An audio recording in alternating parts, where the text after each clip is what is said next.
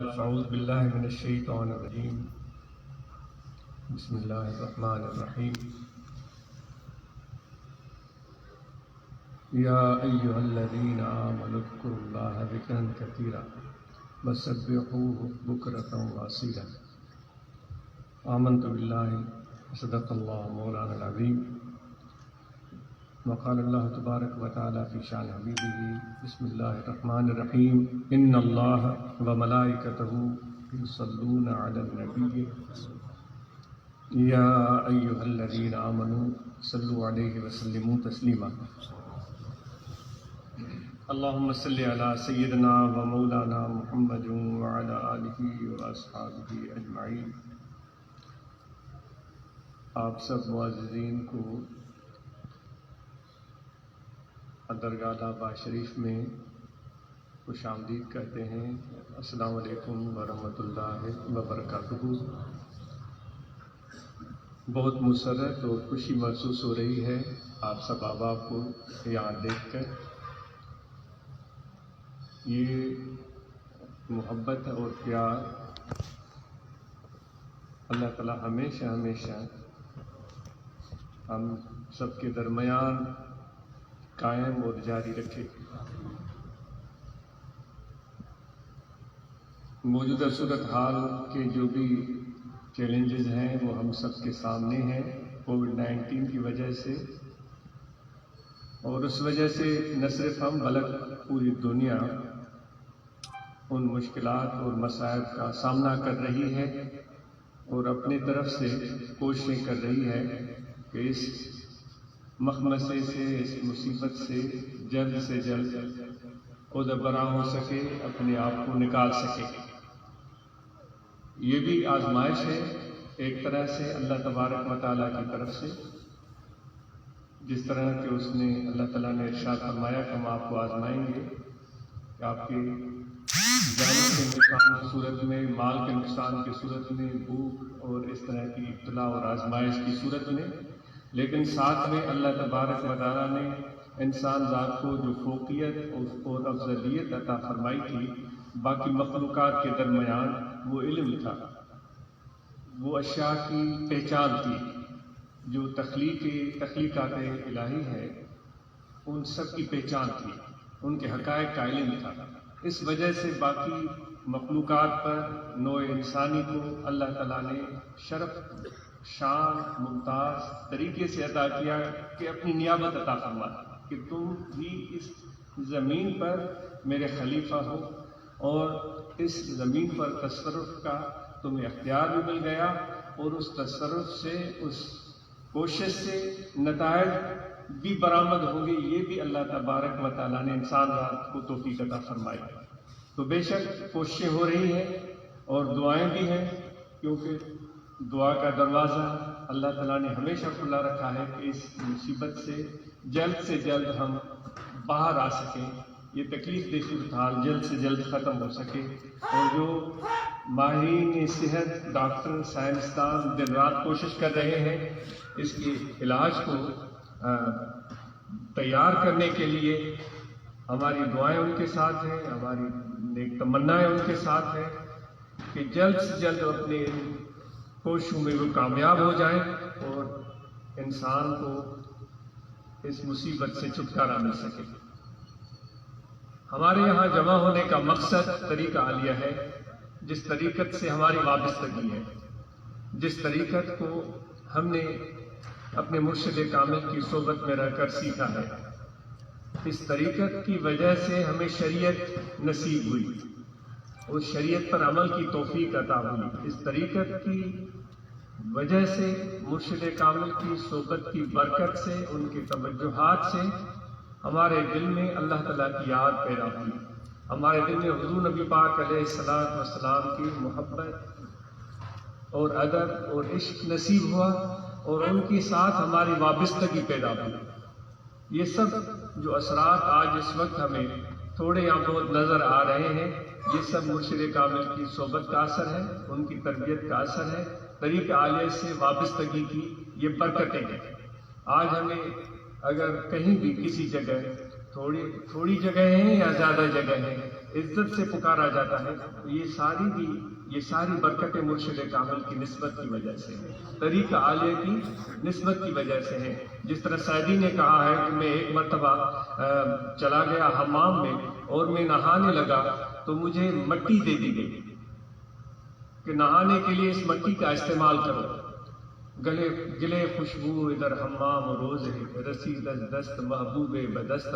کسی دوست نے، کسی پیارے نے، کسی محبوب نے وہ مٹی مجھے ہاتھ میں تھما دی۔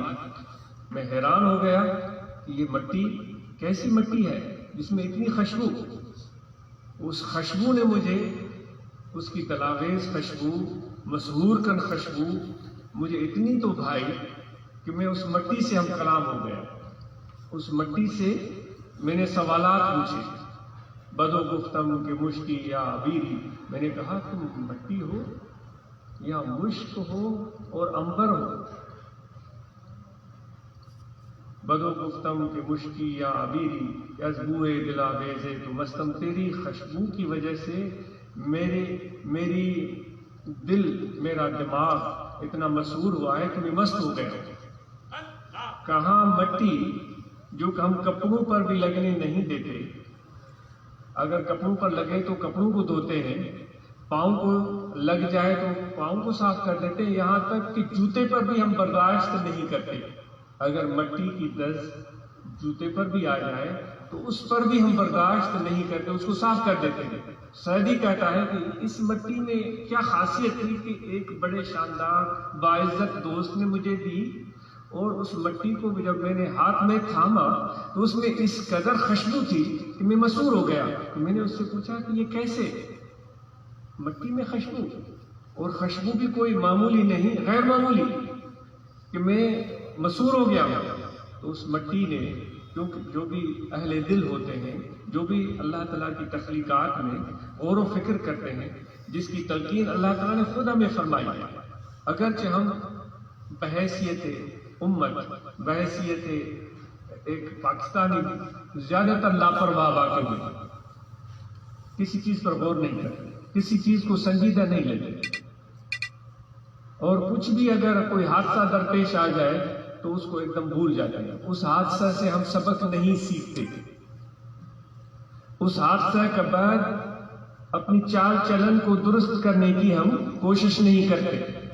یہ آج باہر تھا کینیڈا میں، تو کسی دوست نے مجھے فون کیا، اس کو کسی یہاں پاکستان سے کسی دوست نے فون کیا تھا کہ میرے ابھی دوست بھی بات کر رہے تھے کہ میرے بچے کا ایکسیڈنٹ ہو گیا، تو آپ مجھے میرے متعلق اس کو کہا کہ ان سے کہیں کہ ان کے لیے دعا کریں، لیکن ساتھ میں یہ بھی کہا کہ ہم اس پر بھی بہت زیادہ شرمندہ ہے کہ یہ حادثہ اس طرح پیش آیا کہ ہمارا بچہ موٹر سائیکل پر جا رہا تھا اور اس نے ہیلمٹ نہیں پہنی تھی، اور وہ فقیروں کے ساتھ گیا بھی تھا، اس نے یہ بات سنی بھی تھی کہ ہماری صحت کے لیے حفاظت بہت ضروری ہے۔ اس نے لاپرواہی کی، ایکسیڈنٹ ہو گیا، اس کی آنکھ میں چوٹ لگی، اس کی آنکھ بھی ضائع ہو گئی ہے اور بہت ہی ناگفتہ بے حالت ہے۔ کہنے کا مقصد یہ کہ ایسے حادثے ہوتے ہیں، ہم اپنے آنکھوں سے دیکھتے ہیں، یا ہمارے ساتھ ایسے حادثے ہوتے ہیں، اس کو ہم سنجیدگی سے نہیں لیتے، اس پر ہم غور و فکر نہیں کرتے۔ یہیں پر اگر آپ غور و فکر ہم کرنا شروع کر دیں تو بہت ساری چیزیں ہمارے لیے رہنمائی کا باعث بن جاتی ہیں۔ تو ایک مٹی پر جب سعدی نے غور و فکر کیا تو وہ مٹی ان کے لیے ایک رہنمائی کا سبب بن گئی۔ مٹی پر کون غور و فکر کرتا ہے؟ بگفتہ من گلے ناچیز بودم، وہ مٹی ان سے بات کر رہی ہے، وہ کہتی ہے کہ میں ایک حقیر سی مٹی ہوں، میں ایک عام سی مٹی ہوں جو ہر جگہ پائی جاتی ہے۔ بگفتہ من گلے ناچیز بودم بلیکن مدت باگل نشستم، لیکن ایک بات ہے مجھ میں اور عام مٹی میں کہ مجھے پھول کی صحبت مل گئی تھی، پھول کی صحبت مل گئی تھی، اور پھول کی پتیاں میرے اندر رچ بس گئی تھی، اس کی ہم نشینی، اس کی قربت مل گئی تھی، یا یوں کہا جائے کہ پھول نے مجھے عزت بخشی کہ اس نے مجھے اپنے ساتھ بٹھا لیا، اپنے قریب کر دیا، اپنی خصوصیات کو میرے اوپر کھول دیا، دروازے کھول دیے، جو اس کے اندر اوصاف تھیں، جو اس کے اندر خوشبوئیں تھیں، وہ اپنے لیے چھپا کر نہیں رکھی، اور یہ بھی نہیں دیکھا کہ سامنے پھول ہے تو میں اس کو اپنی خوشبو سے محظوظ کروں، اس نے یہ بھی نہیں دیکھا۔ وہ گل ایسا گل تھا، اس نے مجھ جیسی مٹی کو بھی اپنے ساتھ بٹھا کر اپنی ہی طرح بنانے کی کوشش کی۔ سارے دروازے کھل گئے، خدا کا کرم ایسے ہوا کہ اس پھول کی صحبت کی وجہ سے مجھ مٹی میں خوشبو پیدا ہوئی۔ جب انسانوں نے اس خوشبو کو سونگھا تو انہوں نے کہا بھائی یہ مٹی تو کوئی عام مٹی نہیں ہے، یہ مٹی تو بدن پر ملیں گے، یہ مٹی تو منہ پر ملیں گے، یہ مٹی تو جسم پر ملیں گے تاکہ ہمارے جسم میں بھی خوشبو آئے۔ تو اس پھول کی صحبت کی وجہ سے اس مٹی کو اتنی قدر و منزلت مل گئی۔ تو آج ہم سب اگر ہمیں کچھ عزت ملی ہے یا مل رہی ہے، میں اپنی بات کروں گا، مل رہی ہے تو یہ اس پھول کی صحبت کی وجہ سے ہے، اس کی ہم نشینی کی وجہ سے ہے، ان کی سخاوت کی وجہ سے ہے، اس کی ادا کی وجہ سے۔ وہ ادا بھی کیا ادا تھی کہ انہوں نے یہ نہیں دیکھا کہ اس کو نوازنا ہے، اس کو نہیں نوازنا ہے، انہوں نے یہ دیکھا کہ جو بھی آیا ہے اس کے لیے دروازے کھول دیے جائیں۔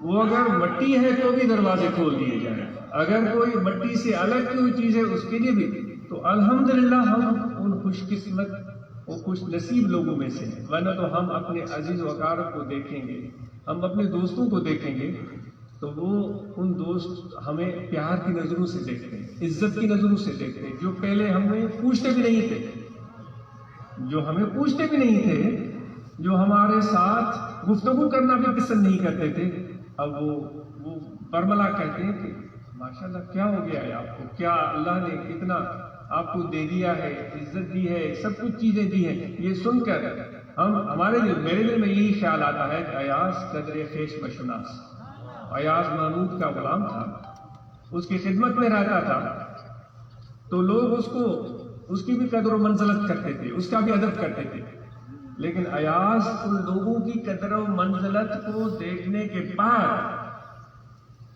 اس ادب اور احترام جو اس کو لوگوں سے ملتا تھا، وہ تھا بھی افریقہ کا، رنگت اس کی سانولی تھی، لیکن چونکہ محمود کا خاص تھا تو لوگ بڑے بڑے علم والے، دولت مند، عقل و فہم والے ایاز کا احترام کرتے تھے۔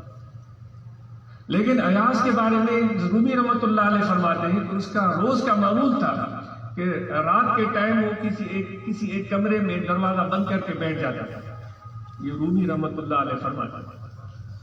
تو محمود کی طرف شکایت پہنچائی گئی کہ یہ ایاز بڑا چالاک اور کایا ہے، بظاہر تو معصوم سا بنا پھرتا ہے، لوگ آپ کی وجہ سے اس کو عزت دیتے ہیں، پتہ نہیں کتنے تحائف سونا چاندی ہیرے جواہرات اس کو ملتے ہیں، اور اس نے ایک چھپا ہوا کوئی کمرہ بنایا ہے، اس میں بہت ساری چیزیں اکٹھی کی ہیں، اور رات کو دروازہ بند کر دیتا ہے، وہ اپنے اس قیمتی اشیاء کی گنتی کرتا ہے کہ کتنے روپے آئے، کتنے ہیرے آئے، کتنے لال یاقوت آئے، ان کی گنتی کرتا ہے۔ تو محمود کو یہ بات بڑی عجیب لگی، لیکن الزام تو آ چکا تھا۔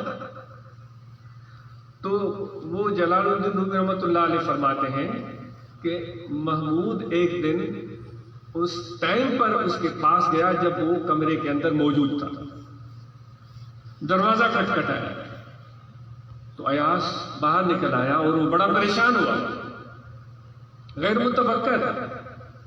محمود نے کہا کہ مجھے تمہارا کمرہ دیکھنا ہے، اس میں کیا چھپا کے رکھا ہے؟ تو محمود کی بات سن کر ایاز نے جو بھی کہا سو کہا، عذر معذور کیا یا نہیں کیا واللہ عالم، لیکن محمود کو تو دیکھنا ہی تھا۔ جب کمرے میں اندر گھسا تو کمرے میں کچھ بھی نہیں تھا، ایک پرانی سی صندوق پڑی ہوئی تھی۔ ایاز سے کہا کہ اس میں کیا ہے؟ تو پھر اس نے معذرت کی یا اس سے احتیاط برتا کہ اس کو نہ دیکھیں، لیکن محمود تو باز آنے والا نہیں تھا۔ صندوق کھولی گئی تو اس میں سے چند چیزیں نکلی۔ محمود نے کہا یہ کیا ہے؟ تو ایاز نے کہا کہ بادشاہ سلامت، جب میں آپ کی خدمت میں نہیں آیا تھا اس وقت میں بکریاں چراتا تھا،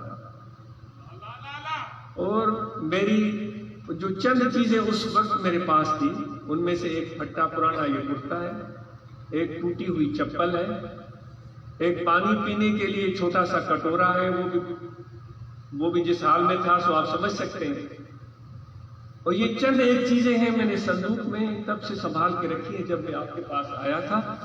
اب مجھے جو اتنی عزت ملتی ہے، لوگ مجھے اتنا بڑھا چڑھا کے پیش کرتے ہیں، تو شام کے ٹائم میرا معمول ہے کہ میں اس کمرے میں آتا ہوں، صندوق کا دروازہ کھولتا ہوں اور اپنے آپ کو بولتا ہوں کہ ایاز تو اصل تیری حقیقت یہ ہے کہ تو ایک چرواہا تھا، تیرے پاس پھٹا ہوا کرتا تھا، تیری چپل بھی ٹوٹی ہوئی تھی، تیرا کٹورا بھی بہت ہی خستہ تھا۔ یہ چیزیں دکھا کر میں اپنے نفس کو سمجھاتا ہوں کہ تیری اصلیت یہ ہے، جو سب کچھ ادھر سامنے تجھے نظر آ رہا ہے یہ اس وجہ سے نہیں ہے کہ تیرا نام ایاز ہے، یہ اس وجہ سے ہے کہ تو محمود کا غلام ہے، اس کے ساتھ تمہاری نسبت ہے۔ تو بے شک الحمدللہ اس میں کوئی شک نہیں، مجھے بے شمار عزتیں ملتی ہیں، لوگ پیار دیتے ہیں، کچھ نہیں بھی جانتے لیکن کچھ جانتے ہیں، بے شمار لوگ ملتے ہیں، لیکن یہ بات میرے دل میں پکی ہونی چاہیے کہ میری اصلیت کیا تھی، میری حقیقت کیا ہے۔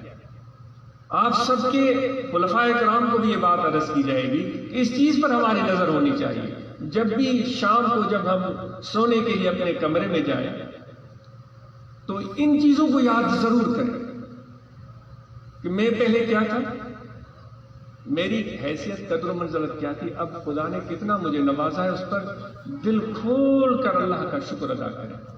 اے میرے پروردگار تیرا احسان، جتنا دل کھول کے ہم اللہ کا شکر بجا لائیں گے تو اتنے ہی غم اور فکر اور الجھنیں ہماری دور ہوتی چلی جائیں گی، اتنا ہی زیادہ فیض آتا جائے گا، اتنی ہی زیادہ رحمت آتی جائے گی، اتنا ہی زیادہ دل میں سکون پیدا ہوتا چلا جائے گا۔ اگر ہم حسد میں اور کینہ میں مبتلا ہے، اس کو وہ مل گیا مجھے کیوں نہیں ملا، اس کو یہ مل گیا مجھے کیوں نہیں ملا، وہ آگے کیوں ہے میں پیچھے کیوں ہے، اگر ان باتوں میں الجھے رہے تو اس کا مطلب یہ ہے کہ ہم اپنے آپ کو کس قابل سمجھتے ہیں کہ ہم بڑے عاقل ہیں، قابل ہیں، عالم ہیں، واعظ ہیں، ہوشیار ہیں، صلاحیت والے ہیں۔ اگر یہ چیزیں ہمارے اندر ہیں، پیدا ہو جاتی ہیں، اوروں کا تو مجھے آج اس کو پتہ نہیں، لیکن طریقت والے کی نظر میں یہ چیزیں،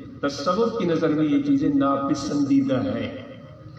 تصوف کی تعلیمات کے مطابق یہ چیزیں رکاوٹ ہیں، تصوف کی تعلیمات کے مطابق ان چیزوں سے چھٹکارا پانا چاہیے۔ مرا پیر دانا روشن شہاب، وہی سعدی کی بات۔ سعدی کہتا ہے کہ میں اپنے پیر کامل سے ملا تھا، جب میں ان سے اجازت لے کر ان سے جدا ہو رہا تھا تو دریا کنارے پر وہ موجود تھے۔ شیخ شہاب الدین سہروردی کی بات کرتے ہیں، دریا کنارے موجود تھے، تو جب مجھے انہوں نے رخصت کیا تو انہوں نے دو نصیحتیں فرمائی، مرا پیر دانا روشن شہاب، دو اندر فرمود بر روئے آپ، یکے آنکھ برخیش خود بھی مباش، دیگر آنکھ برغیر بد بھی مباش۔ میرے مرشد کامل شہاب الدین سہروردی رحمۃ اللہ علیہ نے دو چیزیں مجھے فرمائی، ایک فرمایا کہ کچھ بھی ملے، کتنا بھی تمہیں بڑا نام ملے، شہرت ملے، خود بین مت بنا کہ ہاں میں تو واقعی کچھ ہوں، کبھی بھی خود بین مت بننا۔ اور دوسری بات یہ کہی کہ بدبین بھی مت بنا، اوروں کے لیے، اپنے لیے خود بین نہ بننا، اوروں کے لیے بدبین، وہ تو ایسا ہے، وہ تو ویسا ہے، وہ تو یہ کرتا ہے، وہ تو وہ کرتا ہے۔ یہ تو نہیں ہے کہ ہماری گفتگو کا زیادہ تر محور یہی چیزیں ہوتی ہیں، وہ تو ایسے کرتا ہے، وہ تو یوں کرتا ہے، وہ تو یہ کرتا ہے۔ اگر اس طرح کی چیزیں پھر تو ہم تصوف سے دور ہی ہیں میرے دوستوں۔ تو اس لیے جتنی بھی آپ سب کو، ہم سب کو خوش آمدید، جتنی عزتیں مل رہی ہیں اس ایاز کے اس کہانی کی صورت میں، ان عزتوں کو ہم سمجھنے کی کوشش کریں تو خدا کی طرف سے اور زیادہ انعامات کی بارش ہوگی، اور زیادہ برکتیں ملیں گی، دنیاوی، دینی، اخروی سب برکتیں آپ کے لیے اللہ تعالیٰ ان سب کا دروازہ کھول دے. جتنی ہمارے دل میں محبت اور ادب ہوگا اتنا زیادہ فائدہ اور زیادہ ترقی حاصل ہوگی. تو اس لیے جتنی ہمارے دل میں محبت ہوگی تو انشاءاللہ مرشد کامل کی محبت ہوگی اتنا ہی فیض ہمیں زیادہ ملے گا. اس میں زمان اور مکان سے کچھ فرق نہیں پڑتا. اگر آج کے دور میں ہم آپس میں بار بار نہیں مل سکتے، اگر دور بھی بیٹھے ہوئے ہیں تو انشاءاللہ وہاں بھی ہم محروم نہیں رہیں گے. جس طرح کہ حضور پیر قریشی رحمۃ اللہ تعالیٰ علیہ کی خدمت میں ایک شخص آیا تو وہ شخص نیا تھا، اس کو طریقت کی ادب و آداب کا پتہ نہیں تھا. سیدھا گیا اور عرض کیا کہ حضور میں آپ کے مراقبے میں بیٹھتا ہوں، مجھے توجہ دینا ہے. آپ نے کوئی جواب نہیں دیا. جب مراقبہ ختم ہوا تو وہ شخص آگے آیا اور اس نے سوال کیا کہ آپ نے مجھے توجہ دی. آپ نے اس کو کیا جواب دیا؟ وہ سوچنے والی بات ہے. آپ نے فرمایا ہاں ہم نے توجہ دی تھی، لیکن تمہارا توجہ ہمارے طرف نہیں تھا. تمہارے دل کا خیال فیض کی طرف نہیں تھا، تمہارے دل کا خیال مرشد کی طرف نہیں تھا. کیونکہ دل کا کعبہ و قبلہ تصوف کی اصطلاح میں دل کا کعبہ و قبلہ مرشد کی ساتھ ہوتی ہے. تو تمہارا رخ جو تھا وہ دل کا رخ وہ اپنے کعبہ قبلہ کی طرف درست سیدھا نہیں تھا. تو وہ چپ ہو گیا. آپ نے فرمایا کہ ہم توجہ تجھے دے رہے تھے، لیکن اتنے میل دور ایک ہمارا دوست اتنے میل دور کہیں دوسرے ملک میں یا کسی دوسرے شہر میں یا کسی دوسرے گاؤں میں وہ بیٹھا ہوا تھا اور اتنی دور سے وہ ہماری طرف متوجہ تھا. تم سامنے بیٹھے تھے، وہ بہت دور وہ ہماری طرف متوجہ تھا. جو فیض ہم تمہیں دینا چاہ رہے تھے وہ اس نے لے لیا. تو یہ ہے طریقہ نقش بندیہ کے تعلیمات کا ایک مثال. اگر آپ دور بھی ہیں لیکن محبت اور تعلق قائم ہے تو آپ اور ہم حضور میں ایک لمحے کے لیے بھی دور نہیں. تو جتنے بھی خلفائے کرام ہیں یہ چیز جب ہمارے اندر آئے گی تبھی تو ہمارے ساتھ بیٹھنے والے لوگوں میں وہ چیز منتقل ہوگی.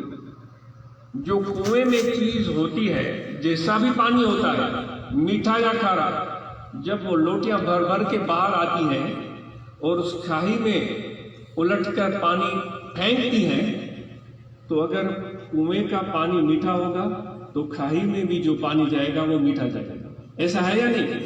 اگر اس کنویں کا پانی کھارا ہے، نمکین ہے، تو کھائی میں جو پانی جائے گا وہ کھارا ہی ہوگا.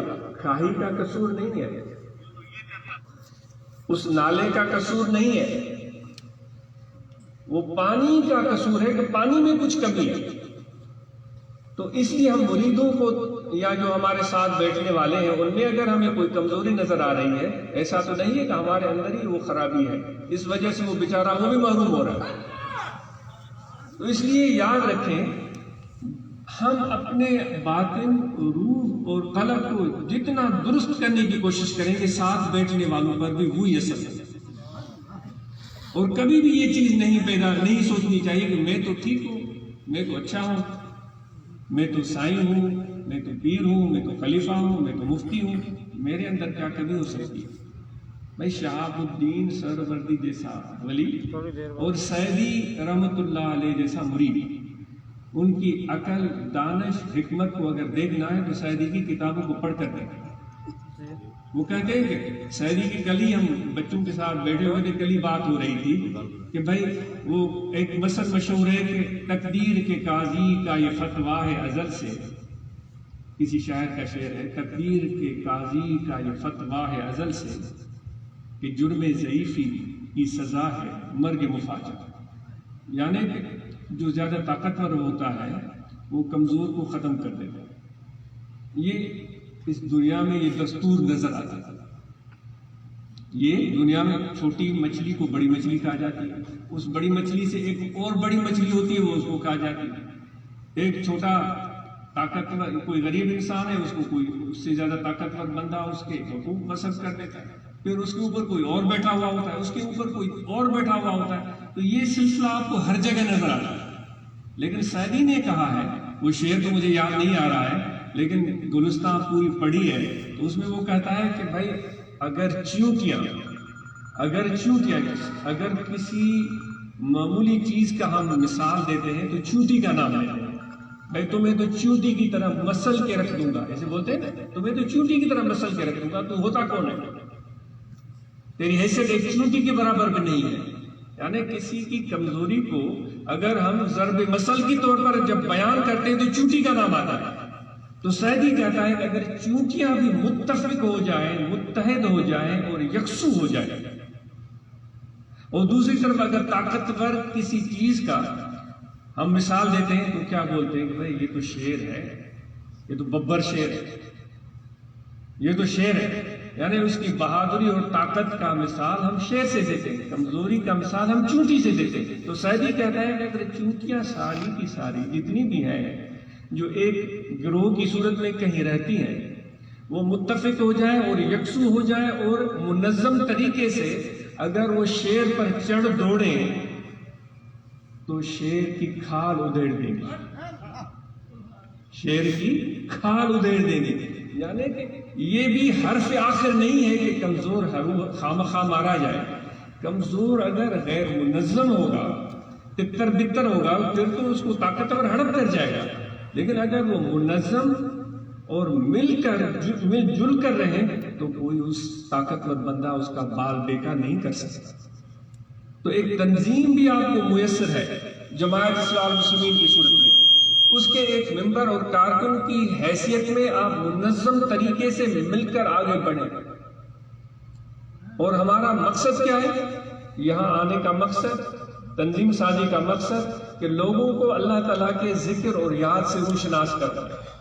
بڑا سادہ سا ایک پیغام ہے، ان کے دلوں میں اللہ کی یاد بس جائے، ان کے دل زندہ اور ذاکر ہو جائے۔ ظاہر با خلق باطن با ملک، ظاہری طور پر لوگوں کے ساتھ ہو لیکن دل ان کا اللہ کے ساتھ۔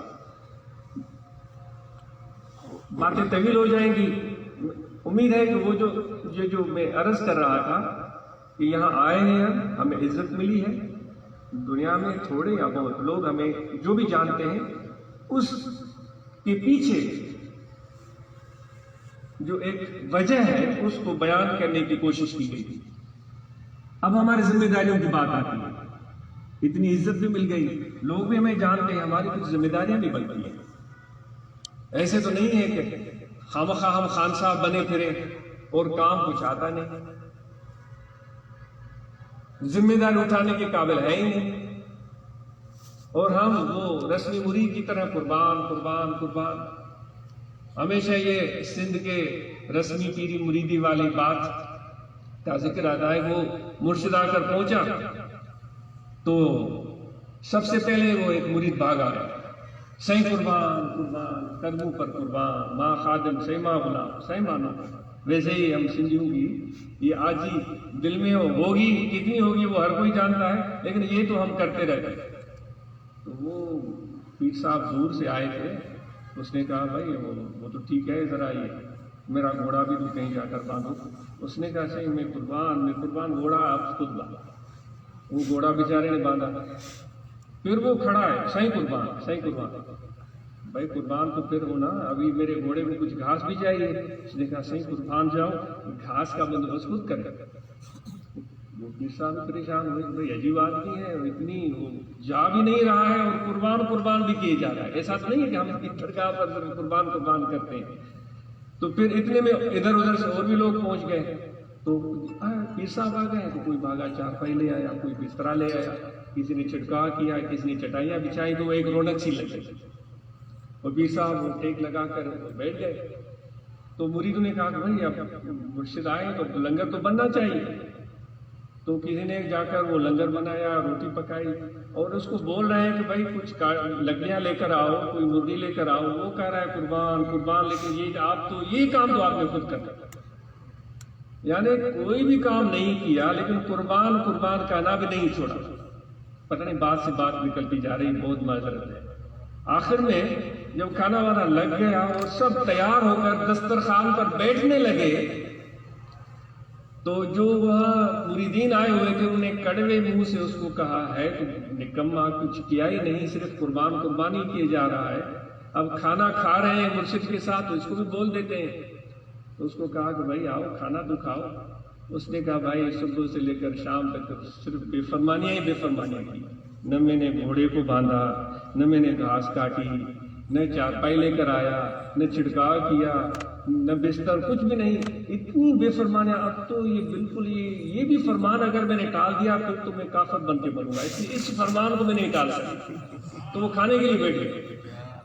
تو کہنے کا مقصد یہ کہ ذمہ داریاں بھی بھائی ہماری بنتی ہیں، خلیفہ صاحبان، پیر صاحبان، علماء صاحبان، ذمہ داریاں بنتی ہیں۔ یہ صرف یہ زبان سے قربان یا تقریر یا وعظ اور گفتگو، تو یہ تو چند لوگ ہمارے ساتھ مل گئے، انہوں نے واہ واہ سبحان اللہ کہہ دی، یہاں تک یہ بات مکمل نہیں ہے، کچھ قدم آگے بڑھانا پڑے گا، کچھ کرنا پڑے گا۔ سب سے پہلی ذمہ داری یہ ہے کہ ہمیں اپنا خیال رکھنا، اپنی صحت کا خیال رکھنا، اس کو لاپرواہی سے نہ دیکھیں۔ پہلے ہی عرض کیا گیا تھا کہ غیر سنجیدگی نہیں چلے، تکلیف ہے، بیماری ہے اور کچھ پرواہ بھی نہیں، دوائی بھی ٹائم پر نہیں لے رہا، بھائی کچھ نہیں ہوگا، یہ چیز نہیں ہے مناسب، یہ غیر ذمہ داری ہے۔ یہ وہ اس رسمی مرید والی قربان کرے گا فرمان برداری کا، اس کے اندر حوصلہ نہیں۔ پہلے تو اپنی صحت کا خیال رکھیں، اور پھر اس صحت کے خیال رکھنے کے ساتھ ذکر خود ہم کریں، اور صرف نمائشی ذکر نہیں، واقعی ہمارے دل میں اللہ کی یاد بسے، واقعی ہمارے دل میں مرشد کامل کا تصور آئے، اور ہمارے وہ جو بال ہیں وہ کھڑے ہو جائیں اس محبت میں۔ جس طرح قرآن مجید میں اللہ تعالیٰ نے فرمایا کہ کچھ وہ ذکر والے جب میرے اپنے پروردگار کو، مجھ اللہ کو یاد کرتے ہیں تو ان کے بال کھڑے ہو جاتے ہیں، ان کی روئیں کھڑی ہو جاتی ہیں، تو وہ چیز ہمارے اندر پیدا ہو۔ اور پھر اس کے بعد ہم اپنے معاش کے لیے کچھ کریں، کچھ محنت کریں،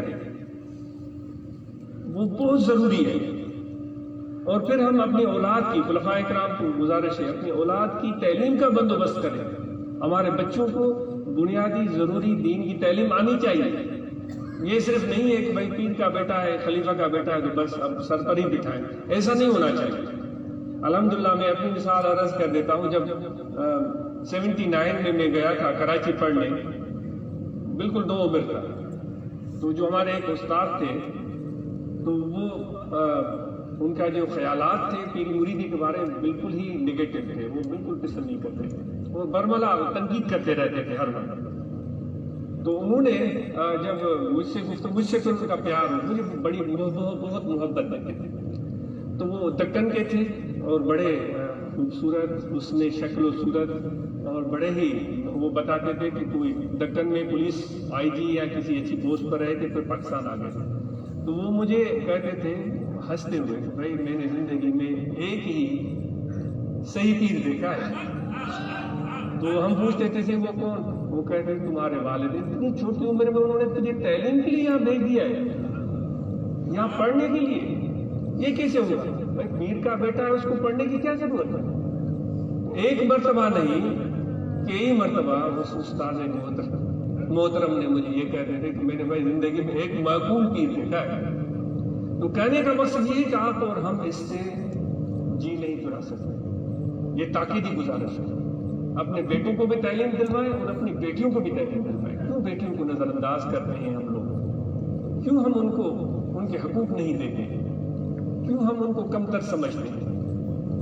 حضور علیہ الصلوۃ والسلام کو اپنی زوجہ محترمہ سے مشاورت کرتے تھے، وہ بڑے بڑے اہم موقعوں پر آپ کے ساتھ شامل رہی تھی۔ تو اس لیے آپ کو گزارش ہے کہ بیٹوں کے ساتھ اپنی بیٹیوں کو، اپنی بیٹی کی کتنی تعظیم فرماتے تھے۔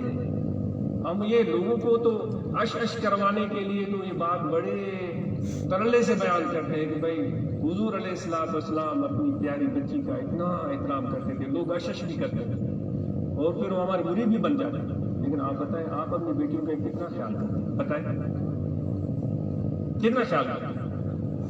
خدا کا خوف کریں بھائی، بات ہم ایک کر رہے ہیں، عمل ہمارا کچھ دوسرا ہے۔ تو اس لیے ہم سب نے اس چیز کو پلو سے باندھا۔ ذمہ داریاں ہیں ہماری، ذمہ داریاں ہماری ہیں، ان کو پورا کرنا پڑے گا۔ میں معذرت خواہ ہوں، میں بہت بول رہا ہوں، مجھے بڑی شرمندگی ہو رہی ہے۔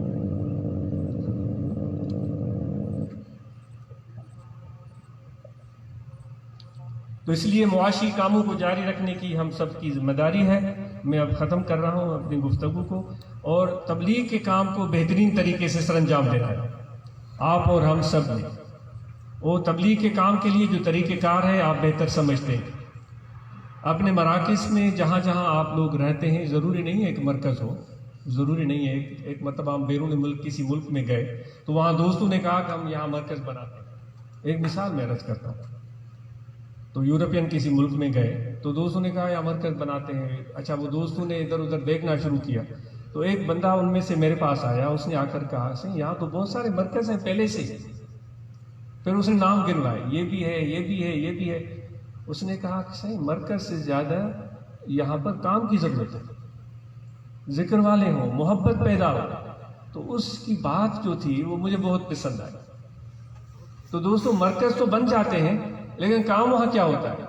اصل تبلیغ ہوتی ہے یا نہیں ہوتی ہے؟ صرف چند ایک لوگ اکٹھے ہوئے، معتقدین کو ہم نے خوش کیا، انہوں نے سائیں سائیں کیا، ہم نے ان کی پیٹھ کو تھپکی دی اور چلے گئے؟ نہیں، کام صحیح معنی میں تبلیغ کا ہونا چاہیے۔ اس مرکز پر بہتر طریقے سے نظم و ضبط ہو۔ وہ کیسے ہوگا؟ آپ اپنے مرکزی باڈی سے، صوبائی باڈی سے ضرور مشاورت کریں اور اپنی رپورٹ سے ہمیں واقف کرتے رہیں۔ وقت قلیل ہے اس لیے میں طوالت میں جانا پسند نہیں کرتا، اس کو مختصر کرتے۔ کم از کم اس مرکز پر باقاعدگی سے مراقبہ ہو، اس میں باقاعدگی سے تعلیم کا سلسلہ جاری رہنا چاہیے بچوں کے لیے، اور بچیوں کو عورت پڑھائے، یہ زیادہ بہتر ہے، اور انشاءاللہ ایسی عورتیں آپ کو مہیا آئیں گی۔ اور وہاں پر ہمارے بچے جو اسکول جاتے ہیں وہاں وہ بھی اس مرکز پر آئیں، وہ بنیادی ضروری مسائل نماز کے، وضو کے، روزوں کے، زکوٰۃ کے، حج کے جو فرائض ہیں وہ ان کو سیکھنے کی ضرور کوشش کریں۔ تو مراکز پر اس طرح کی ایکٹیویٹیز بہتر طریقے سے جاری رہنی چاہیے، اور ان مراکز پر سے وفد بھی نکلے، نئے نئے علاقوں میں جائیں، پرانے علاقوں میں جائیں، وہاں جا کر دوستوں سے ملاقات کریں تاکہ وہاں بہتر طریقے سے کام سر انجام دیا جا سکے۔ حضرت خلفائے کرام سے یہ گزارش ہے کہ جو تنظیمیں ہیں، جماعت اصلاح المسلمین، جمعیت علماء طاہریہ، روحانیت الجماعت، ان تنظیم کے عہدیداران سے آپ سب بہتر طریقے سے تعاون کریں اور ان کی حوصلہ افزائی کریں تاکہ اس کام کو زیادہ بڑے پیمانے پر عام کیا جا سکے۔ ہمارے جو کارکن جن میں صلاحیتیں ہیں وہ اس تنظیم کے پلیٹ فارم سے، کوئی واعظ، کوئی نعت خوان، کوئی اسٹیٹ سیکریٹری، جو بھی صلاحیتیں ہیں ان کی بروئے کار آئیں اور وہ آگے بڑھ سکیں اور اس جماعت کے پیغام کو عام کرنے میں ہم سب کے ساتھ شامل ہو سکیں۔ وہاں جتنے بھی حضرات خلفائے کرام ہیں، چونکہ آپ سب کو پتہ ہے کہ یہ ایک روحانی سلسلہ ہے، سب سے بڑی بات یہ ہے جراح کر تھیام سانیاہ سپرین سی تلاح کر تیرے دے ترو ویل نوسریاں۔ سب سے بڑی بات یہ ہے کہ جب ہماری واقفیت ہماری محبوب سے ہو گئی تو ان کی محبت، ان کی نسبت، ان کا تصور ایسا دل میں رچ بس گیا ہے کہ وہ ایک لمحے کے لیے بھی ہم بھولتے نہیں ہیں۔ تو یہ محبت اور یہ نسبت اور یہ تعلق، یہ ایک بہت بڑی دعا ہے جو مرشد کی طرف سے ہمیں ملتی ہے۔ جس کو یہ نعمت مل گئی ہے اس کو بہت بڑی دعا مل گئی ہے۔ تو لوگ ہمارے پاس آتے ہوں گے اور پھر وہ کہتے ہوں گے کہ صحیح ہمیں دعا دیں۔ تو دوستوں، آپ سے یہ گزارش ہے کہ آپ جو ہمارے مشائخ کا طریقہ کار ہے، جو اللہ باز شریف میں طریقہ کار ہے، کہ کوئی بھی لوگ، ہم سب پریشانیوں کا شکار ہیں، رہتے ہیں، زندگی کو اسی چیز کا نام ہے، ان لوگوں کے لیے ہم ہاتھ اٹھا کر دعا کرتے ہیں۔ اللہ تعالیٰ ہمارے ان آنے والے مہمانوں کی تکلیف دور فرمائے، اور یہ حضور علیہ الصلوۃ والسلام کی سنت ہے۔ جو آنے والے آتے تھے ان کے لیے دعا فرماتے، میرے پروردگار اس کے قلب کو منور فرما دے، اے پروردگار اس کو علم نافع عطا فرما، اے پروردگار اس کی دنیا کی بھلائی عطا فرما، آخرت کی بھلائی عطا فرما۔ یہ میرے آقا و مولا حضرت صلی اللہ علیہ وآلہ وسلم کی سنت۔ تو ایسے لوگ ضرورت مند جو آتے ہیں ان کو دعا دیں، پانی دم کر کے دے سکتے ہیں، لیکن کاغذ قلم سے لکھ کر کوئی چیز دینا منع ہے۔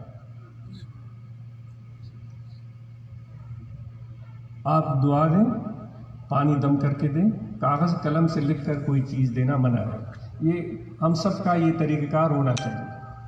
انشاءاللہ اس میں برکت ہوگی, اس میں تسلسل ہوگا, اس میں بہتری ہوگی, اس سے زیادہ فائدہ ہوگا اور اس تکلیف میں مبتلا شخص کو زیادہ فائدہ حاصل ہوگا انشاءاللہ. اور ساتھ میں اگر کوئی بیمار ہے, علیل ہے, تو آپ کسی اچھے مستند ڈاکٹر کا نام اس کو بتائیں یا کسی سے مشاورت کریں. کوئی بلڈ پریشر کا مریض ہے, کوئی ڈائبیٹک ہے, کسی کو کچھ آنکھوں کی تکلیف ہے, کسی کو کان کی تکلیف ہے. کل ہی میں گیا تھا زمین پر, تو میرے ساتھ دوست بھی تھے, بچپن کا ہمارا دوست, میں اچھی طرح ان کو جانتا ہوں بچپن سے. وہ مجھے ملا, اس نے کہا کہ میرے کان میں جو ہے وہ میں سنتا ہی نہیں ہوں. بھئی کیا ہو گیا, تم تو ٹھیک ٹھاک ہو.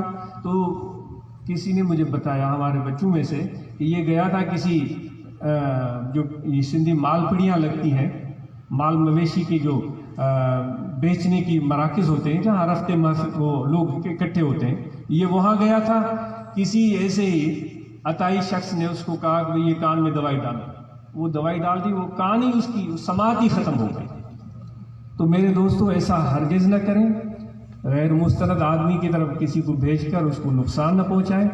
میں نے ہمیشہ عرض کیا ہے کہ ہمارے صوبائی مرکزی ضلعی عہدیداران اچھے مستند ڈاکٹروں کے نام اپنے پاس رکھیں, ان سے سلام دعا بھی ہو, اور ایسے بھی ڈاکٹر نہ ہو جو صرف فیس بٹورنے کے چکر میں ہوں, ان میں کچھ احساس ہو. ایسے ڈاکٹر ان کی طرف لوگوں کو بھیجیں.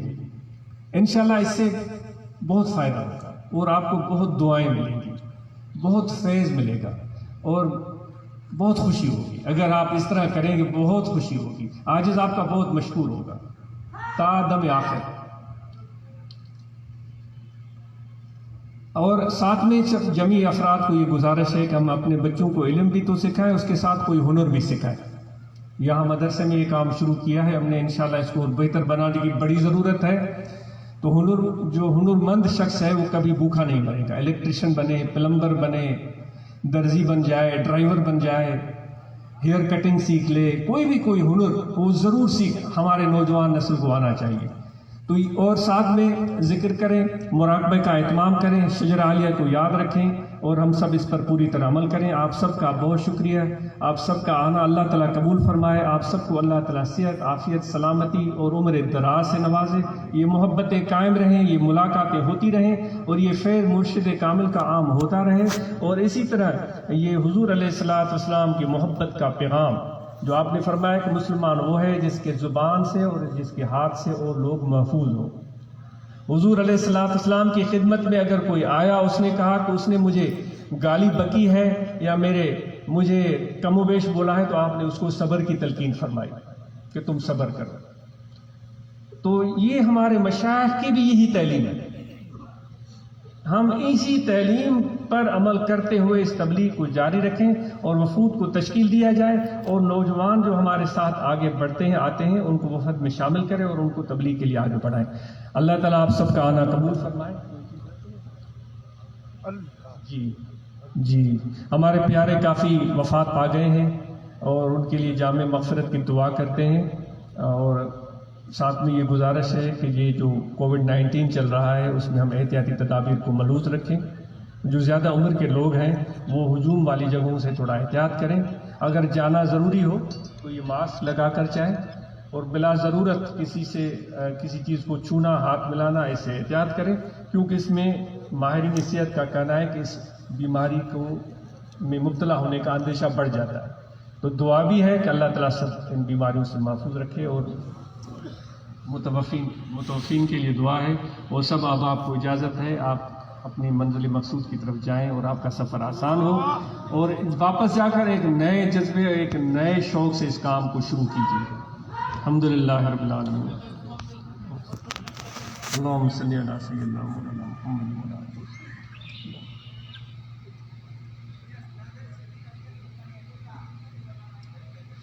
اللہ آمین.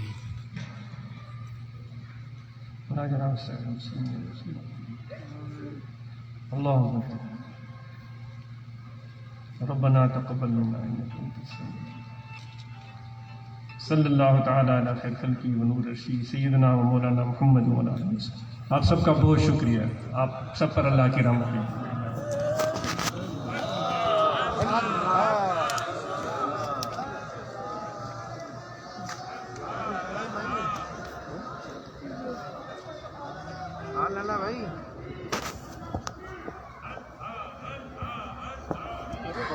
ہاں ہاں وہ بات میں ادھر بیٹھا ہوں کسی جگہ پہ ادھر